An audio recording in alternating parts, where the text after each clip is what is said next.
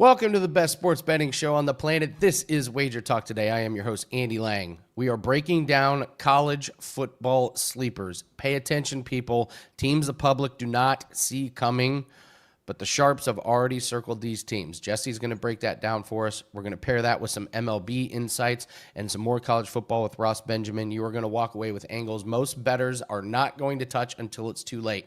This is where you get the head start. So this is going to be a jam-packed episode.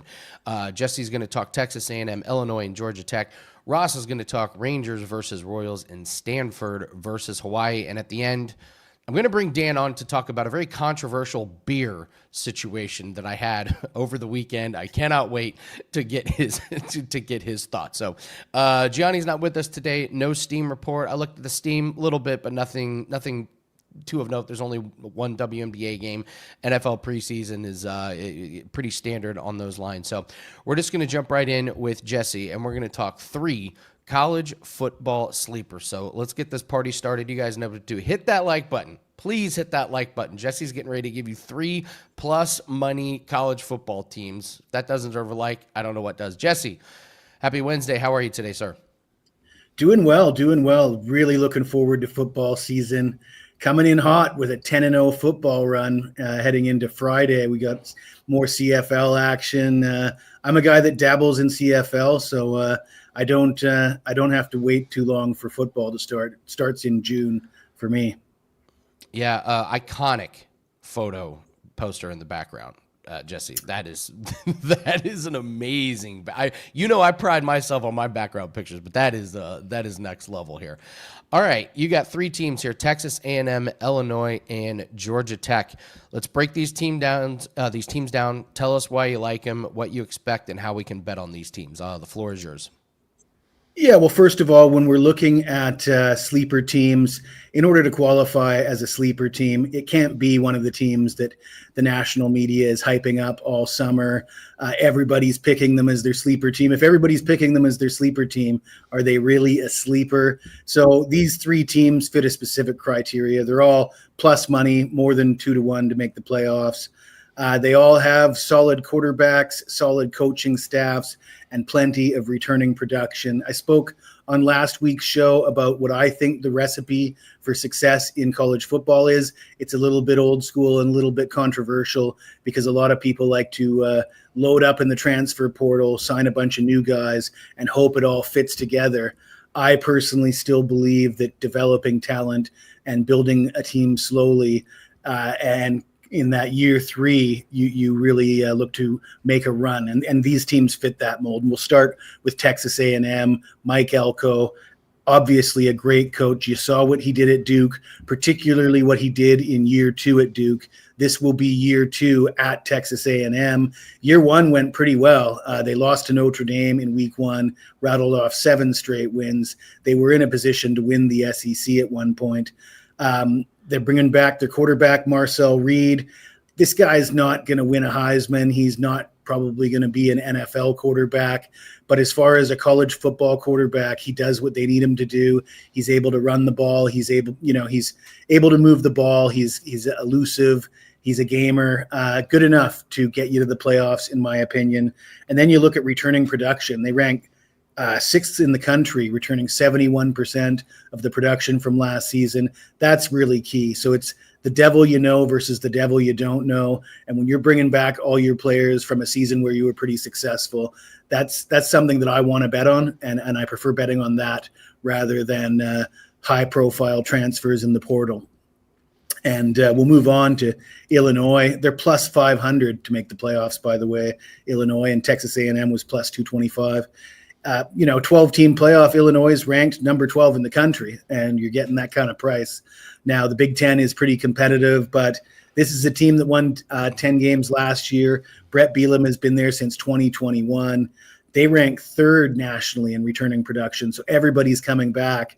And at the quarterback position, Luke Altmaier, this guy's been around forever. He was great last year with plenty of game-winning drives, come from behind victories. He's got that clutch gene, that's for sure. You don't hear people talk about Altmaier that much compared to some of the other big-name quarterbacks, but Altmaier is a guy that's certainly capable of leading a team to the playoffs. You look at their schedule, They've got some tough road games at Indiana and at Washington. I think both of those will be tough, but both of them will be winnable. They got a home game against Ohio State, and getting them at home gives them a shot. Really, they probably only have to win one of those 3 games. They'll be a significant favorite in the rest of their games, and a 10-win Big Ten team should make the playoffs this year. So I like Illinois at 5-1 odds. And then you got unranked Georgia Tech, 7-1 odds. They're in the ACC, so they might hold that against them.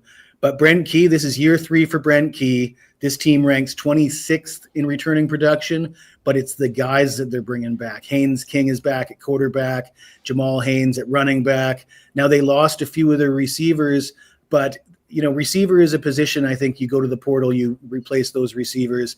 That's not asking too much for a team like this. And they're a team that likes to really pound the rock and run the ball. Well coached. I love Brent Key.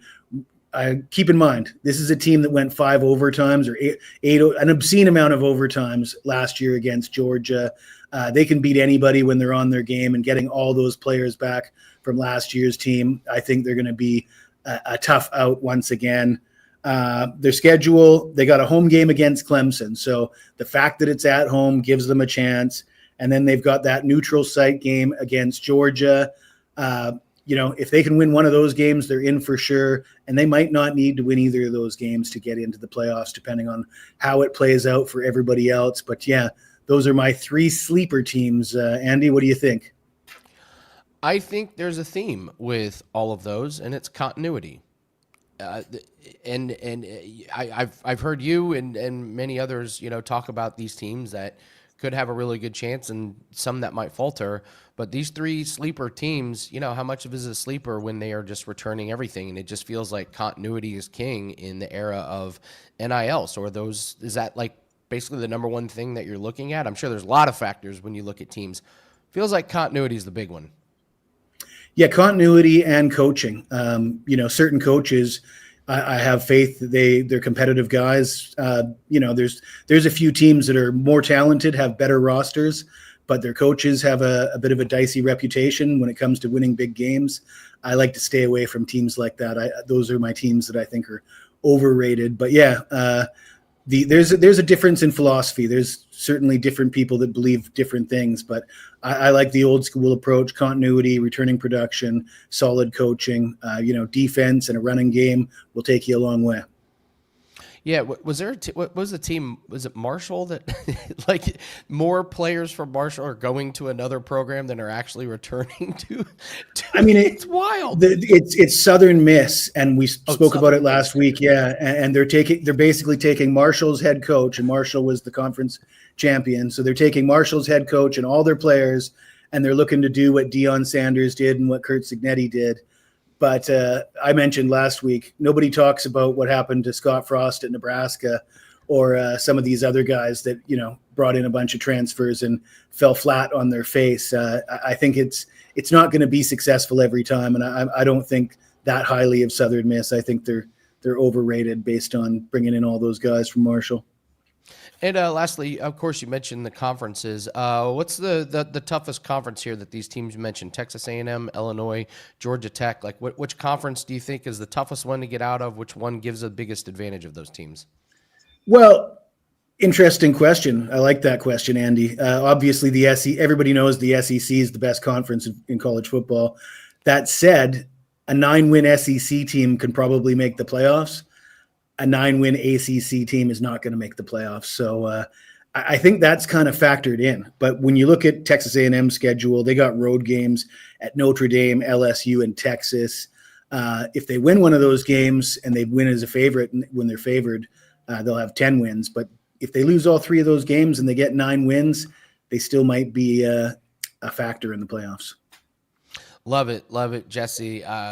You're one of the football gods here at WagerTalk, because it's not just NFL, it's college football, it's CFL. What do you have up? We got futures, we got individual games. College football is here. What do you have up for everyone at WagerTalk? Well, certainly the best deal is my all-access college and pro football package, $777.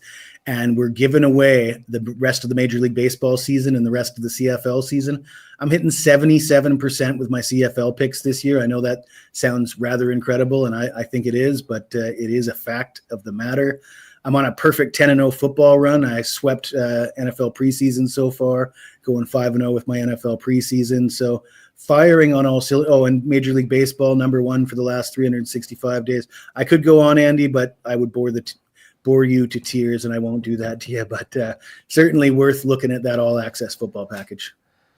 Well, winning is never boring, Jesse. If you can bore me all you want with a bunch of wins. I would appreciate it. So, yeah, Jesse, take advantage of Jesse's season-long football, because you're going to get a lot of winners, a lot of value in that one. Jesse, great breakdown as always. And listen, next week we're going to start talking individual games, spreads, totals. Can't wait. Thank you so much. Continued success. Thank you so much for joining us. There's 3 sleepers in college football from Jesse: Texas A&M, Illinois, and Georgia Tech. Obviously, the chat is the chat agrees, disagrees with Jesse, but you can't argue with some of those numbers for some really good prices there to make the playoffs. So, speaking of deals here, we have an incredible deal. You want to buy September, you're going to get the rest of August free. So it's important. Get it now. Your cost drops to under $49 a week. Normally a week-long pass is $99. So you're getting each day for less than $7 a day for every single play. Pick your handicapper. Don't wait. Lock in September, and you're going to start getting free plays for the entire month of August. So do not sit back and wait for kickoff. Lock it in now. Grab the free weeks and ride with us all the way through September. Any handicapper of your choice. Get Jesse. You can get Ross, who's coming up. You can get myself. Any handicapper that's at WagerTalk. Under $49 a week. Less than $7 a day when you buy September, and you get the rest of August for free. So we're going to do all around the world here in a bit, but we got to bring in Ross Benjamin here real quick. Because, Ross, we got to talk college football. You got Stanford, Hawaii, and then we are going to talk Rangers and the Royals and MLB, give the people some MLB action. But happy Wednesday. How are you, sir? And let's talk a little bit of Stanford and Hawaii. How do you break down Stanford and Hawaii? Interesting game here to start us off. All right. Good morning. And Stanford and Hawaii.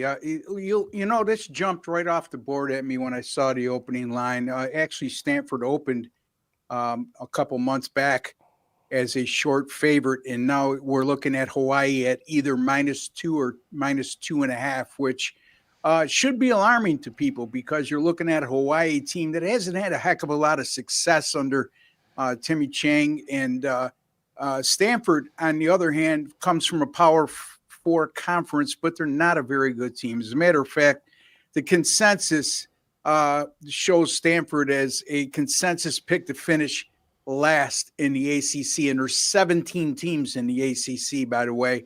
The Cardinals are coming off 4 consecutive seasons in which they finished an identical 3-9. Over those 4 seasons, they're just 10-35 against FBS teams.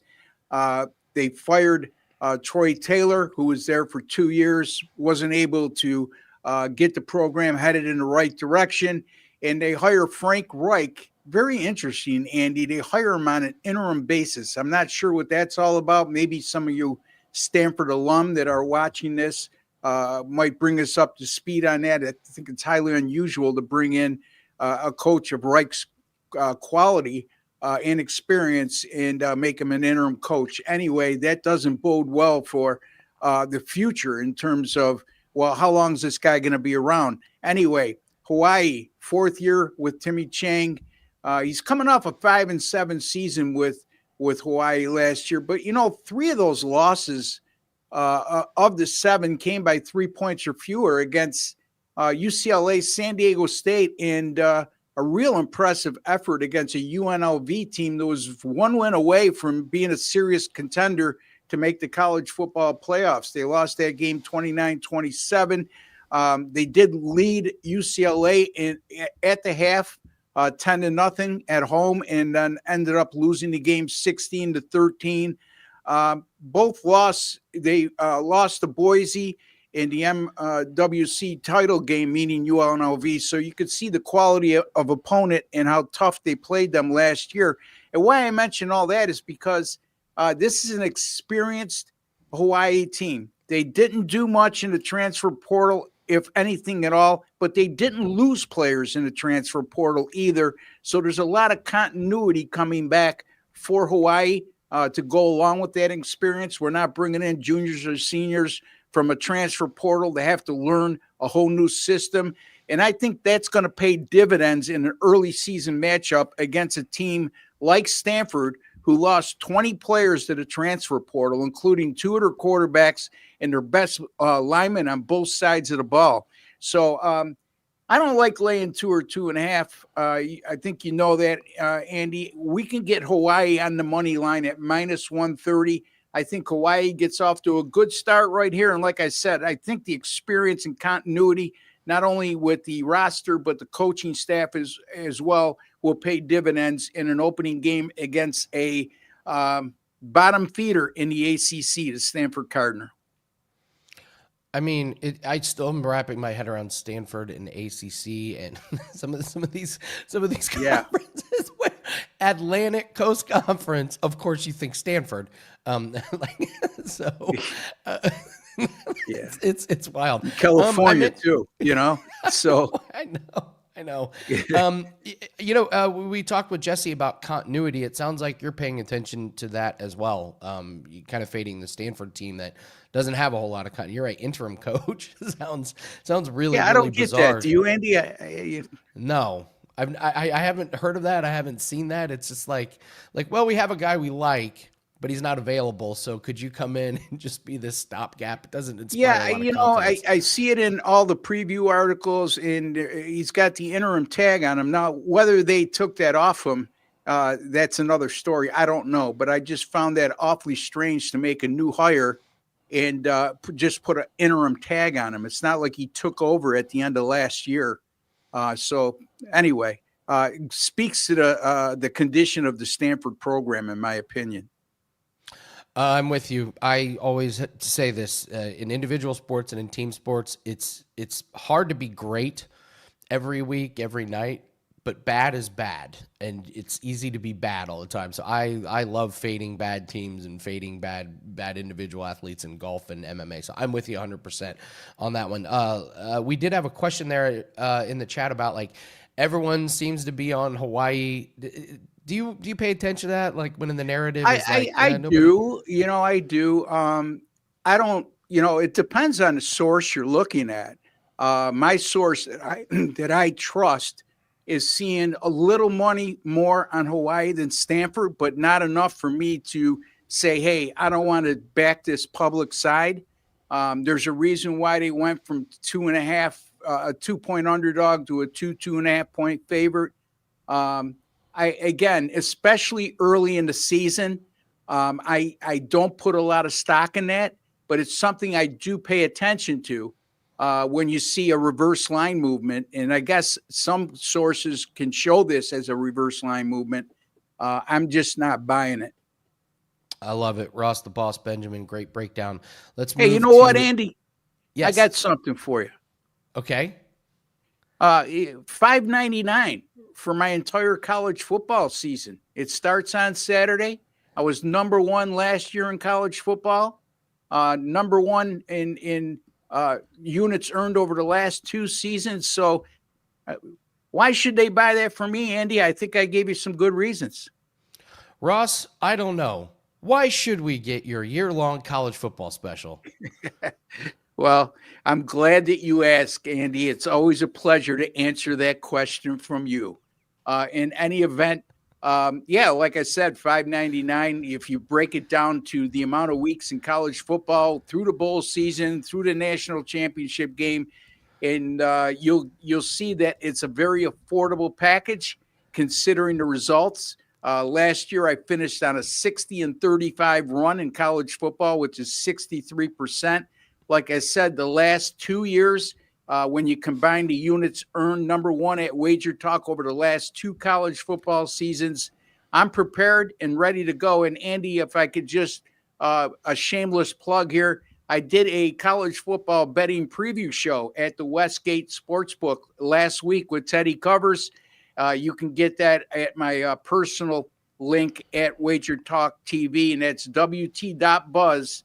WT.buzz/Ross TV, WT.buzz/Ross TV. Very good. Very good. That's awesome. I didn't know you did a show with Teddy. That's awesome. That's got to be a great show. I can't wait to check that one out. So thank you for sharing that with us. Let's move to MLB. Let's talk Rangers and Royals. We got Cameron going for the Royals. We have this new up-and-coming pitcher for the Rangers, undecided. Heard he's got a great fastball, good changeup, undecided coming up. No, I'm just kidding. It says undecided because we don't know who's pitching. His name is not undecided.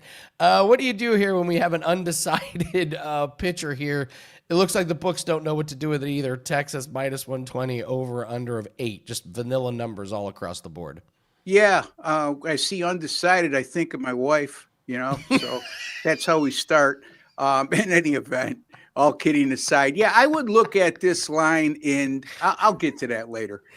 Texas has lost 10 of 12. They're 11-22 on the road this year versus teams with a winning record like the Royals. They've also gone 2-12,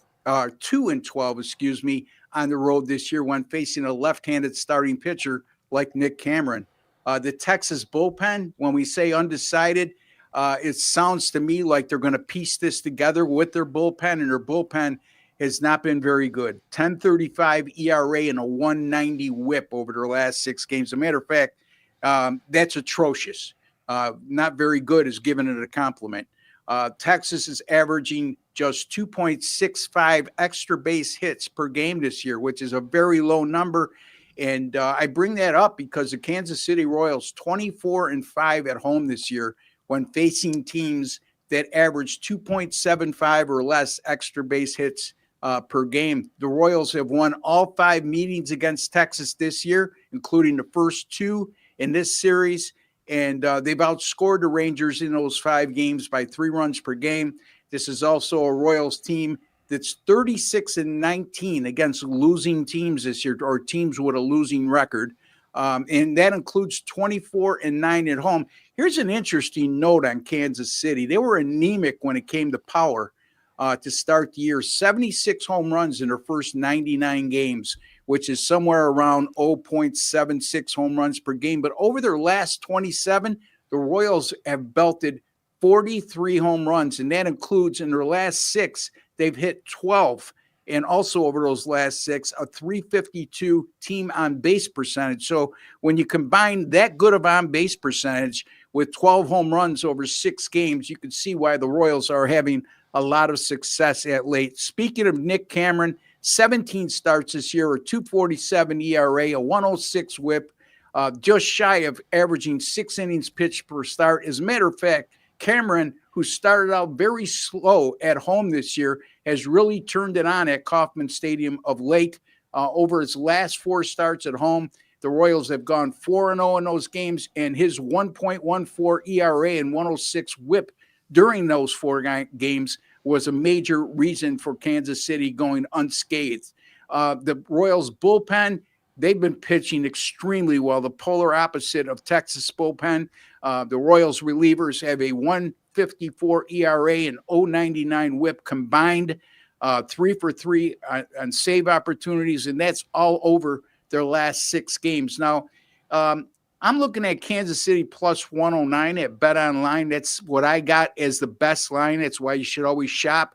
But if you don't have that luxury, I would take Kansas City on the money line at anywhere between plus 125 and minus 125. So I'm giving you a wide parameter here because it looks like you don't know what's going to happen in terms of who Texas decides to send to the mound tonight, whether they bring up a minor leaguer, Andy, or they decide to patch it together with their bullpen. So there you have it. Kansas City on the money line between odds of plus 125 and minus 125, all okay. Yeah, I don't know if undecided is going to get any Cy Young votes, but we'll see what his ERA ends up. You told us about your special college football. What do you have up today for clients? I don't have anything up yet. I will have something up within the hour. I will tell you, Major League Baseball, I know college football is right on the horizon on Saturday. Major League Baseball, Andy, has been enjoying a great season in Major League Baseball. Number 1 in Major League Baseball. You can get the rest of my Major League Baseball season through the World Series for just $2.99. And Major League Baseball also on excellent winning run right now of 83 and 52, I believe, somewhere around 62% and over 85 units of net profit. So, and that's since the second week of May. And like I said, over 80 units of net profit for the season. So that's good for number one. So a lot of good things happening. Also, we got some great specials going on. Andy already touched upon it. You could utilize that with me. Don't forget my free pick videos each and every day at WagerTalk TV. I should say Monday through Saturday. And my direct link, if you just want to watch my videos, hopefully you want to watch everybody's, but my direct link is wt.buzz/Ross TV, and it's wt.buzz/RB is my direct link at wagertalk.com. Ross, the boss, Benjamin, always bringing great insight. Thank you very much, Ross. Always a pleasure talking to you. I can't wait to see you again next week, brother. Thank you, Andy.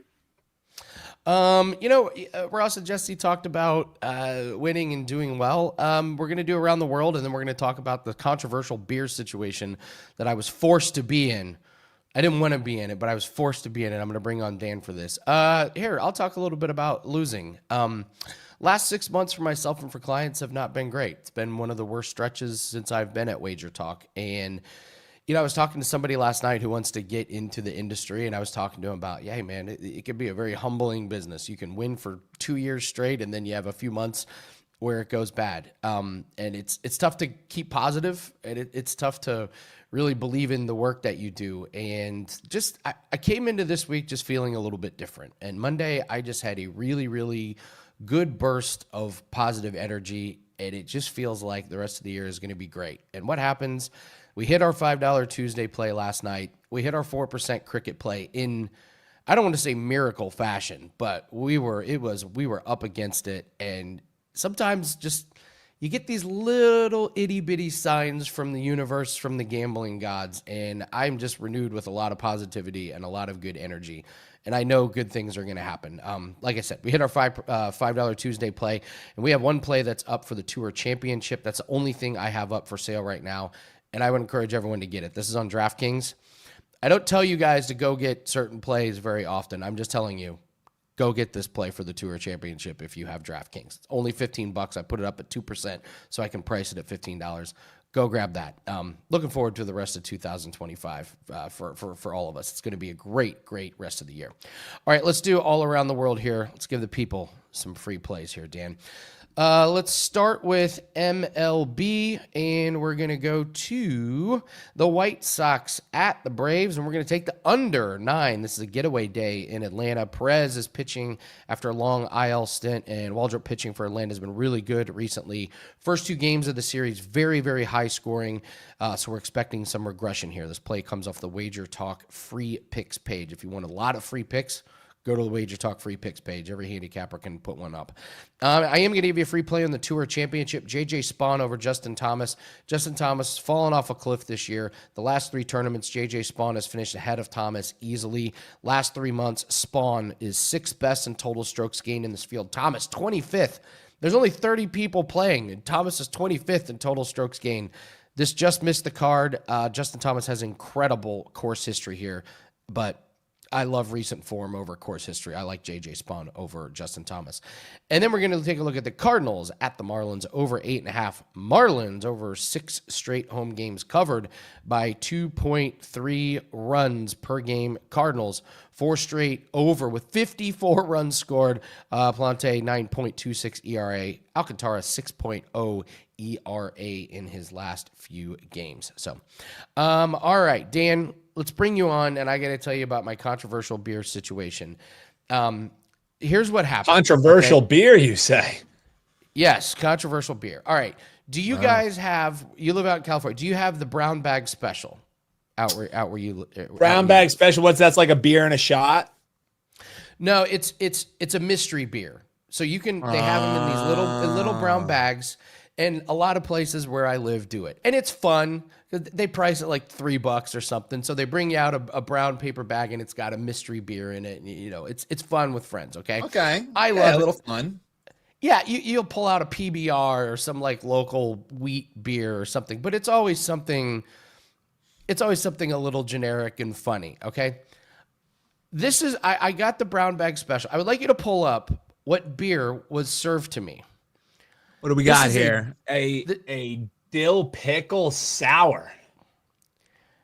Dill What? pickle sour ale was served to me in a brown Wow. paper bag. I mean, that's a mystery. That is a mystery bag. That's for damn sure.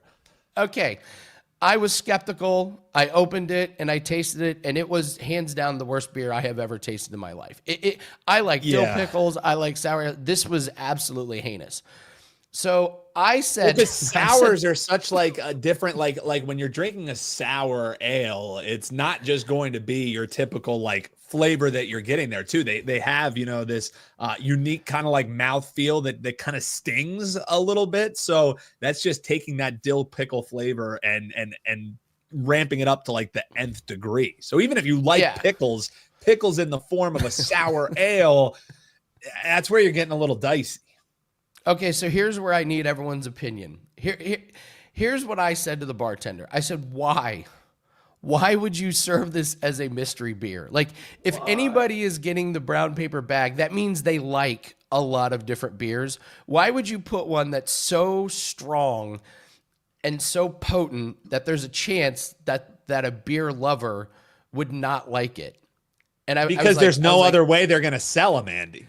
You know what I mean? True. Who's coming in there and saying, yeah, let me get a mix of 6. I think I'll do the PBR. Oh, that local craft looks good. And let me add in 3 dill pickle sour ales. You know what I mean? Yeah. Like, this is a one and done thing. They have to put it in the brown bag or else it's not going to sell. Okay, so she said, well, it's your fault. You ordered the mystery beer.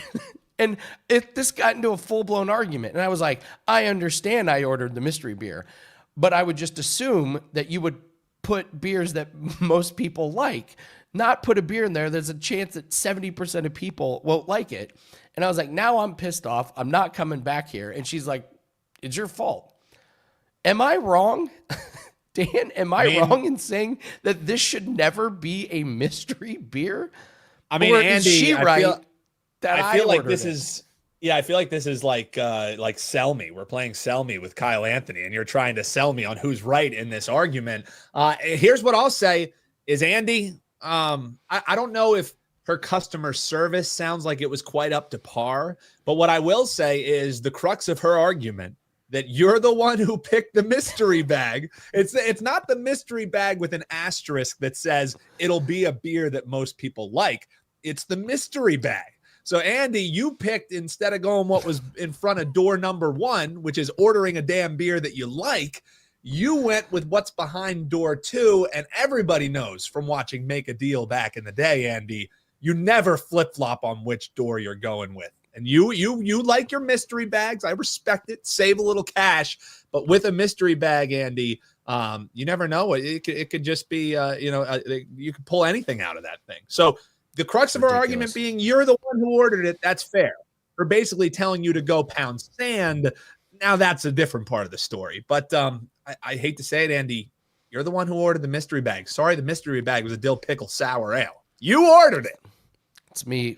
It's me against the world here. I get it. I just have to fight through the adversity. Somebody in the comments back Andy up. But I don't know, Andy. You might not have a leg to stand on in this one.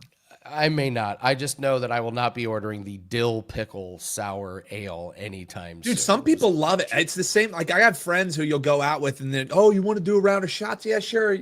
I'll do. What are we getting? Some Screwball, a little like peanut butter whiskey. I'm down for that. No, let's get picklebacks, like Jameson shots. Have you had people do that where it's a Jameson shot with a disgusting? I like pickles. Give me extra pickles on my chicken sandwich. But as far as like having a chaser be pickle juice, some people love it, man. But for me, no dice.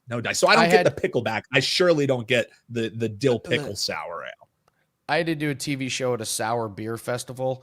If you want to find the most pretentious group of people ever, go to a sour beer festival. Yeah, a lot of swirling it around, sniffing it. Yeah. Well, and a sour is a very like acquired style. Like I like sours. Typically sours that are based in like a blueberry sour or some type of berry, so there's a little bit of sweetness to counteract. But a sour is a very like pungent acquired taste. So you're already taking a very divisive beer style and throwing pickle into it. That's rough. Ethan saying picklebacks are the best. And hey, to each their own. I've been forced to take them many a times, Ethan. But if I'm going up to the bar, that would be the last one that I order. But he says I also like Nickelback for what it's worth. Pickleback, Nickelback, yeah, they're all a flavor of the month. See, they love the picklebacks, man. Wow, each their pickleback own. is okay. I will say I've never cramped up after eating a pickleback. It's very good for cramping. If you're gonna run a marathon, picklebacks, pregame it. Yeah, it's just not for me, man. Yeah. Well, you can count me out of the dill pickle sour ale business. I will not be investing. So, all right, Dan, thank you. Thank you for coming on and telling me that it's completely my fault that I ordered something and I anytime, Andy got what I deserved. Oh man. All right. Well, thank you so much for joining, everyone. Quick show today. Again, Tour Championship best bet is up. We don't care about the sporting events. We just care about winning, and this bet is absolutely mispriced. It makes no sense to me. We're coming off a 2-0 week in golf last week. We're looking to finish the PGA Tour season real strong with that best bet. So go grab that over at WagerTalk. Thank you so much for joining us. We're going to be back tomorrow. Several of you mentioned Gianni. Yes, Gianni will be back tomorrow, and I can't wait to talk Contender Series. We had a huge night betting on Contender Series. I mean a huge night betting on Contender Series. So we'll get his thoughts. We'll get ready for NFL preseason, college football week 0. Thank you so much for joining us. Don't forget to hit the like button and subscribe to the channel. We're going for 230,000 subscribers as our next milestone. And don't forget to leave us a comment. Tell me if I'm the idiot or if I'm right about the pickle sour ale being misread. I can't believe I can't get anybody on my side. I don't know. Maybe I'm in the wrong. So anyway, we'll do this again tomorrow. Same time, same place. Good luck on all your bets today. Take care.